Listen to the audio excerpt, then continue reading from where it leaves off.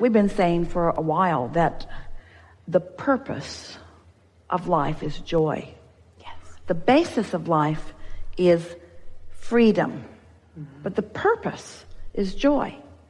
The result is never-ending expansion. But people get that all mixed up. They think the purpose is expansion. So they think the purpose of life is expansion, therefore I should try and offer effort at all costs. When their goal or their purpose is expansion, then they disconnect from their awareness of their guidance system. Where if your purpose is joy, then you never disconnect from your awareness of where you stand, and then you experience the inevitable expansion. You see, you're so free you can choose bondage.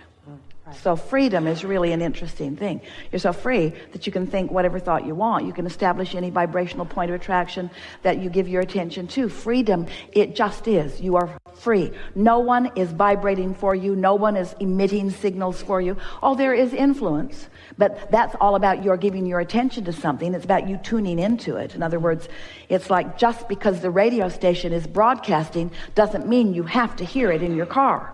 You got to turn something on and you got to tune to it. In other words, it's not asserting itself into your realization unless you do some tuning. So there are a lot of people that are doing a lot of tuning, not even knowing they're doing the tuning, and then complaining about what they've tuned into and wanting it to go away. And we say, that's really going about it the hard way, because now you've got to control the whole world, and you can't. You don't even know what you want from the whole world. But when your purpose is joy, now you are at the place that you will tune yourself into the frequency that allows you all of this.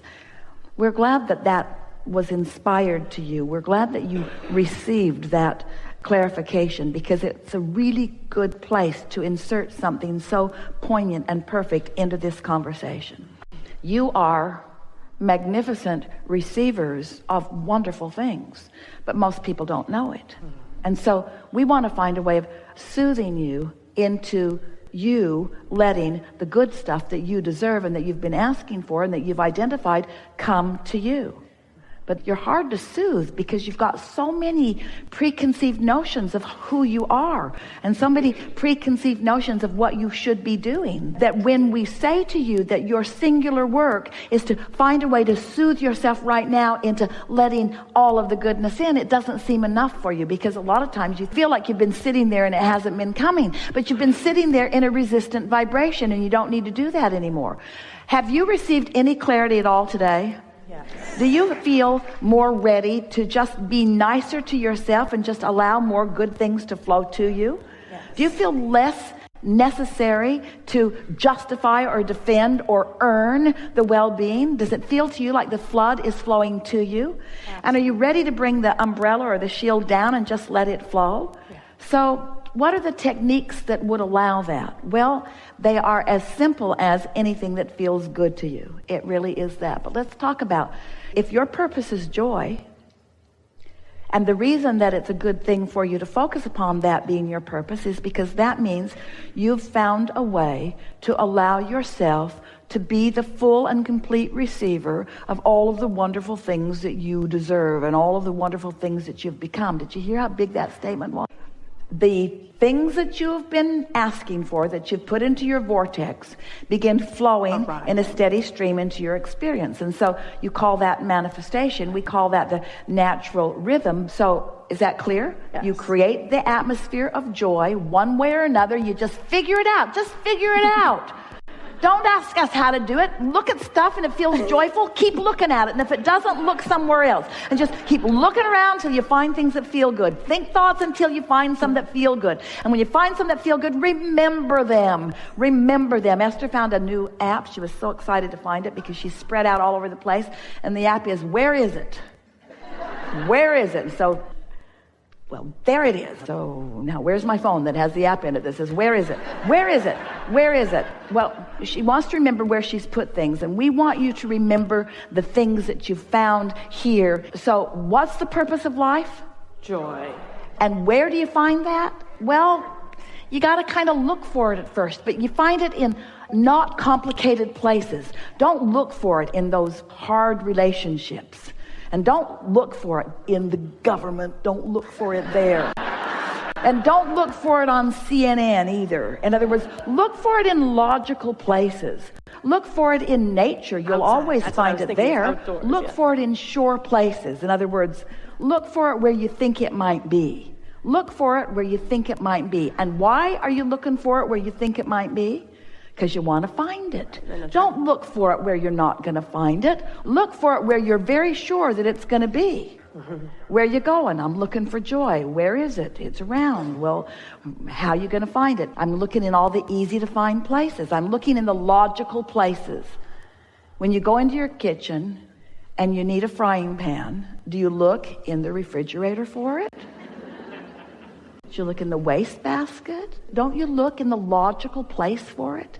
Don't you kind of pretty much know where things logically are? We know you live with some unreasonable people, and sometimes things aren't where they logically should be. We know that every analogy is a little off in some ways. So what's the purpose of life? And are there easy to find places of that? And is it a manifestation that is evident to you? Can't you feel it? And what happens when you focus upon something for just a little while? Easier. Momentum ensues and it becomes bigger. And so isn't it logical that if you look for joy and find it and care about it and acknowledge it, that you would feel the inspiration to express it, to talk about it, to acknowledge it, and then doesn't that mean the momentum will become more and more? In other words, there isn't anything that you have come to the conclusion that you want that we weren't there every step of the way as you were coming to those decisions and conclusions. The only difference between you and your human form and us as we stand in our non-physicalness is that with each thing that you ask for, we receive it fully and don't contradict it with a belief that does not allow it to sustain. In other words, we're cleaning up the vibration as we receive it. And you all let momentum get going pretty good before you try. Can you feel the difference in that? That's why if you meditate and you feel good and you move out into the day and you start not feeling so good, you're more likely to change your focus of attention in order to maintain your feeling good. Have we convinced you? Do you believe this at all? Do you believe that feeling good is an advantage? Yes. Yes. So do you feel good for the advantage it brings you? This is a trick question. Be careful. Or do you feel good because it feels good to feel good? That's the right answer. In other words, it feels good to feel good. And the reason it feels good to feel good is because when you feel good, all of you is there feeling good. You're not keeping any of you out. You're not blocking yourself from the clarity and the well-being and the stamina and all of the stuff that source energy is. The energy that creates worlds is flowing to you and through you. And when you feel emotionally good, you're allowing it, you see. We think that's a big deal. We think feeling good should be such a dominant intention that if somebody comes to you complaining, you just say to them, hey, hey, hey, hey, I love you. Goodbye. I want to feel good, and I can't feel good. And isn't it interesting how they seem to demand your attention? Hey, you listening to me? Not really. Not really. I got my headphones on, a neck pillow around my neck. I want you to hear what I'm saying. I know, I just don't want to hear it. I don't want to hear it. And we know you feel that you will be socially unacceptable. It's sort of what we were talking about a little bit ago, because people have things that they need. The world around you needs you to perform certain conditions in order for them to feel good. How's that working out for you? That's really the thing that you have to ask yourself. If you are not selfish enough and you are self-oriented, if you're not selfish enough to align with the total self that is you, you've got nothing to give. You came for joyous expansion, you see.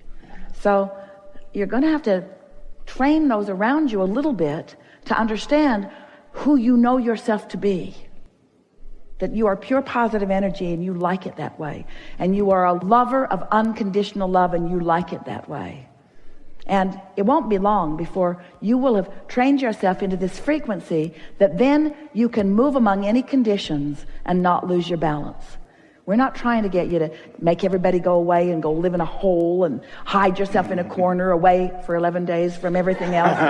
We're not trying to get you to do that. What we really want you to do is to find your balance and then get out there with a vibration that is so well practiced that it doesn't matter what comes your way, your alignment with source energy is dominant. You know, that's what's going on your planet. You freak each other out unnecessarily. But your planet is spinning in its orbit in perfect proximity to other planets and will continue to be so longer than you can do the math. The becoming of this time-space reality is improvement.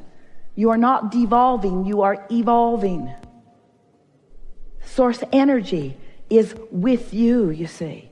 Now you can find nitpicking things and use them as your reason to deprive yourself of your share of this alignment that's right there flowing to you and through you. But enough of you cannot get pinched off from it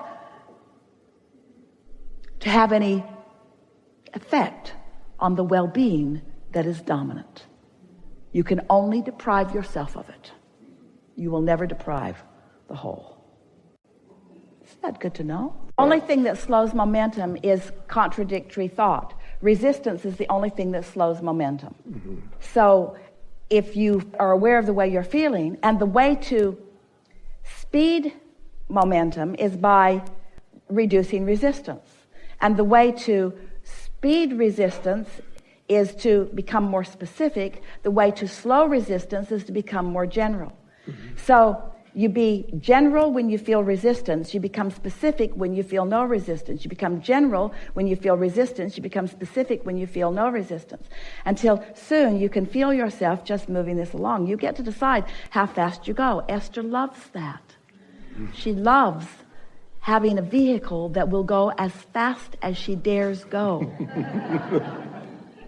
In control. That was the physical exhilarating feeling about that Audi R8. And the words that she said when somebody said, how is it? She said, I can put it anywhere I mean to put it, anytime I mean to put it there. If there's a little hole there, I can get in it. Mm-hmm. Right. I can get in it because it has the agility and it has the speed. It has everything it needs for me to put it where I mean to put it. The other day she was driving it, there was traffic and she wanted to be way over there and she thought, maybe not. Because it would have needed to fly across the... She thought, my first limitation. But you get what we're talking about. Yes. It's the awareness of where you are and the realization of where your power is. Let's say it to you this way. The energy that creates worlds is the power.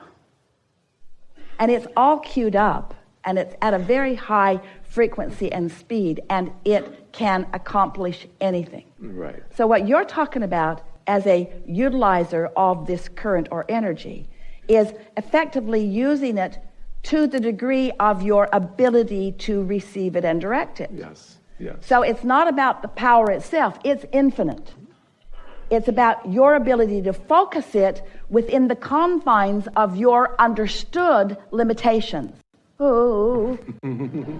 And your limitations can become more understood by you if you are emotionally savvy, if you are emotionally aware. Right. So it really boils down to something as simple as, if it feels good, give it more attention. If it feels not good, give it less attention. Absolutely. And the less good it feels, the less attention you want to give it. So actually what we're talking about in this unconditional love, we're wanting you to guide yourself into attention to conditions that are wobble-free. In other words, it's about offering attention to something that allows the fullness of you to flow. Right. We've offered an analogy for a long time. If you're going 100 miles an hour and you hit a tree, it's a big problem. If you're going 5 miles an hour and you hit a tree, it's not such a big problem. So if there are trees that you haven't dealt with, slow down. Slow down. But once the trees are out of the way, then go have fun. It really is about that. Yes. Clear enough? Absolutely. We think this is a really good time for a segment of refreshment.